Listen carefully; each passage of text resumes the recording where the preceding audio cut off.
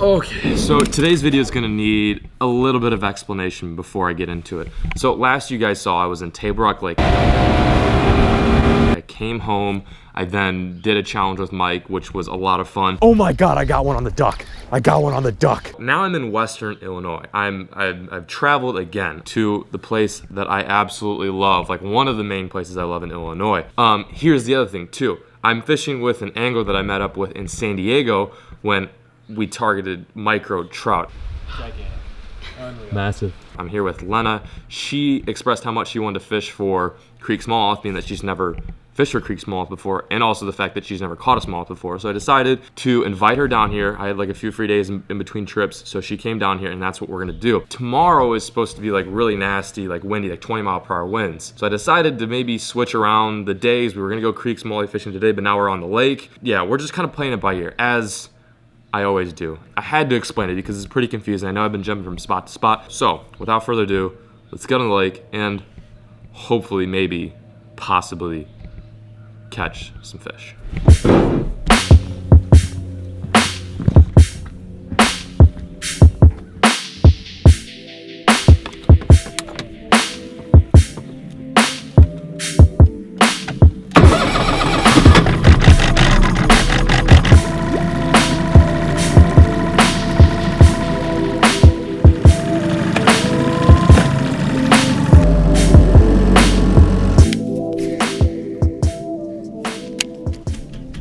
There's one. That was so quick. I knew there had to have been something on there. Oh, that might be a decent one. Nope, it's a dick. Well, that's the first fish of the day. I've been hunting for this one rocky spot. I finally found it. First cast with the semi-deep diving jerkbait, and I picked up the first fish. Lena's throwing the fly. I'm just kind of going back and forth with different lures, but this might be the ticket for today. It's really cold compared to the average temp recently. Not a bad first fish. Why am I bleeding, or is he? All right, first fish. Cold fall fishing. So this is what that fish came off of. I wouldn't call it like a traditional style jerkbait. It's like a medium diving. It's short, it's stocky, but it still suspends. We're working with overcast conditions. It's cold, it's calm. So something like that, I try to keep it subtle. I don't want to throw anything too loud and obnoxious. We're after largemouth and smallmouth today. Tomorrow we go after creek smallies, but today we're fishing at the lake. Well, okay. Just one then, okay, that's cool. So our goal today really is to just, well, find fish. That's on that, yeah, let me see that. Oh, almost dropped it. This is what Lena brought for muskie, because there is muskie in here. Definitely would probably work. It just looks ridiculous. It looks like someone cut the tail off of a rooster and put a hook on it. Yeah, we're trying to catch 5 fish on this thing today. No, but in all seriousness, I think she might try to catch one on the fly. Also, we want to get into a few smallmouth today, being that she's never caught one, and I love smallmouth. What else? I got to make up a third goal. I don't know, maybe catch one on a topwater. I think I might have just missed that window. It's a little chilly today for topwater. Sometimes when it's calm and cruddy outside, you can oftentimes get them to eat topwater, but it might just be a little bit cold, a little bit too cold, that is. Oh, a little bit lower. It went in the tree. Yeah, you're currently in the tree, I think. Or no, maybe you're good. Oh no, you're good. Oh no, you're in the tree. Just give it a yank. Nice. Yeah, you got right up on the rock. There we go. There we go. A little largy.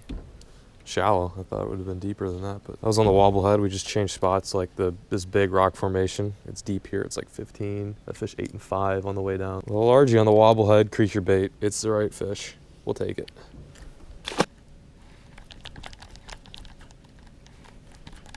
Oh my God, that's a fish.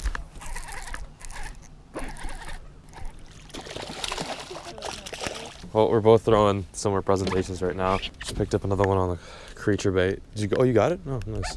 This one came in like, God, probably 20 feet of water, which is kind of weird because I would expect them to have been shallow. It's another largemouth. All right, gonna put him back.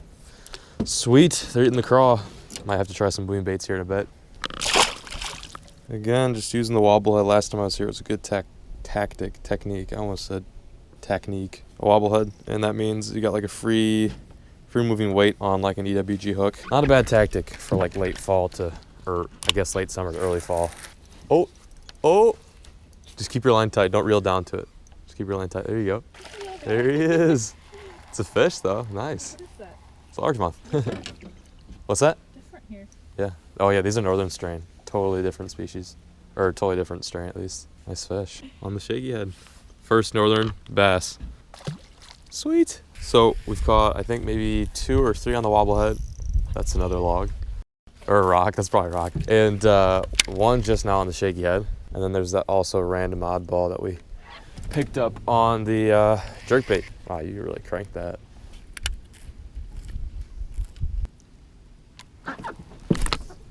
Oh my gosh, that might be a good one. Yeah, that's a decent one. God, he destroyed it. Look how he ate that. Look how that fish ate that craw. Good Lord. They're definitely munching right now. I just don't necessarily know where the hot spot is. We're pulling up on kind of like these rock bluff walls with like some rocky points, and we're catching fish, but we're only catching like 1 or 2. And then that's pretty much it. But super healthy, super healthy bass. Nice. There he goes.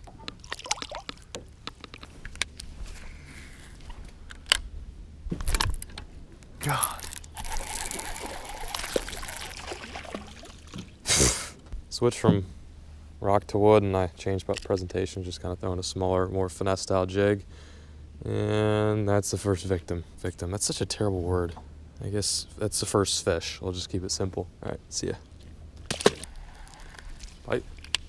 Oh, you got him. Nice. Another largie. Right in that brush, throwing on the shaky head creature bait. Whew. Number 2. Is he stuck to your glove? Well, we're gonna start heading back now. We might take a few casts with the you know what rod. Maybe flip a few more things, but for the most part, we're pretty much done. We're gonna make our way back, then grab something to eat, because I haven't eaten anything since 5 p.m. of yesterday, so I'm pretty hungry. And then I gotta upload the Never Stop video too, and then the challenge video too, and then I gotta upload this video too, so I think it's time to go back.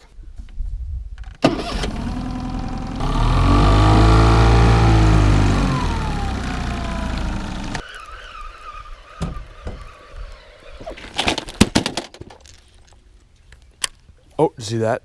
That was a big fish that was spooked. That's really weird. There's one. That's a good one. Dockfish. We've caught fish on docks, rock bluff walls, laydowns, everything today. This is where the slip is for the boat, and we decided just to flip this a bit and cranked a nice, healthy largemouth minus that little divot there. That's pretty interesting. Got one? Oh, you got one. Oh, that's a good one. Need some help or you got him? That's not even a big one. That's a good fish. That's like, Oh, that's a good one. that's definitely a good one. Definitely your best one for the day too. Yeah. Wow, honestly, I didn't even really want to fish the docks, but I was just like, they look okay. Beautiful fall largemouth. Boom. Nice job. That was a fish. Oh, I saw that. These docks, it's got some fish on it. Oh, there's one. On the spinnerbait. Oh, that's a good one too. That's awesome. That is so awesome. God, look how he ate it too. These fish are super aggressive. I'm surprised we're not catching more. I mean, we're doing good now, but like still. Spinnerbait bass. Nice. There he goes. Oh, of course they start eating right before we leave. The fish are biting. This is the worst. It's the best and the worst. God, that's deep. There's one. Out of that dock piling. Good Lord, these fish. There we go. Not a giant, but at least we're catching them. This is like some typical fall feeding patterns here. They're eating on everything. Okay, I'll get back in there.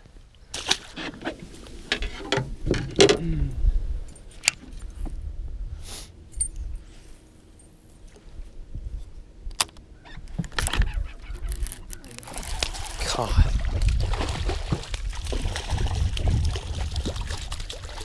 Wow, that fish is still angry. Again, a bit stunted, but it's better than no bites. God, they make your heart stop.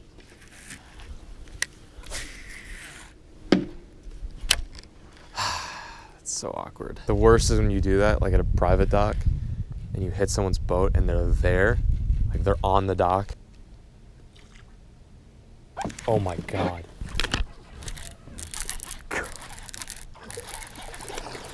Craziest bite I think I've ever gotten.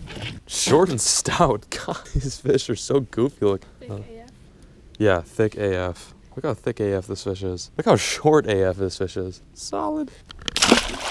Oh, there you go. Is that a good one? It's a nice one. That's awesome. Yeah, I was gonna say that's probably the brother of the one I just caught. Nice. Hey, good one. Yeah, good northern bass. The dock bite over everything today. Straight dock bites. Nothing like it. Whew. All right, we've had enough dock fishing for today. We're gonna head out of here, get something to eat, and think about all these wonderful dock fish. Thanks, dock fish. So I didn't really have like a proper closer for today's video, and like I also realized I didn't really talk about what we were doing or how we were catching those fish. And fall can be kind of a tricky season to fish in general. So real briefly, I'm gonna go over all the rods that I was using today. Oh, hang on. Oh, what's going on here? Oh, almost got it. This always happens. Oh God, there we go. So this rod, oh God. So this rod right here is the rod that caught the first fish. This is my jerkbait setup. This right here is just like a small suspending jerkbait. It's a medium diving jerkbait. You may be able to tell that bill is a little bit bigger compared to the ones on like a normal jerkbait. The reason why I chose that is because the lake we were fishing today was deep. A lot of those fish like to hang around the breaks, meaning they like to hang around where it goes from super shallow to super deep, and they like to hang right in between the best of both worlds. So that's the reason why I threw that. I really feel like I should have caught more on this bait. Maybe I didn't fish hard enough, but I did get like one of the biggest fish of the day with this, so I can't count it out. The rod, reel, and line are all in the description below. I could go on and on talking about each individual rod and reel, but I'll leave that for the description so you guys can check there. I'll also link all of the equipment in the description below so you know where then to buy this stuff if you want to try it for yourself. Okay, am I recording right now? Oh, yep, sick, we're recording. Is the audio on?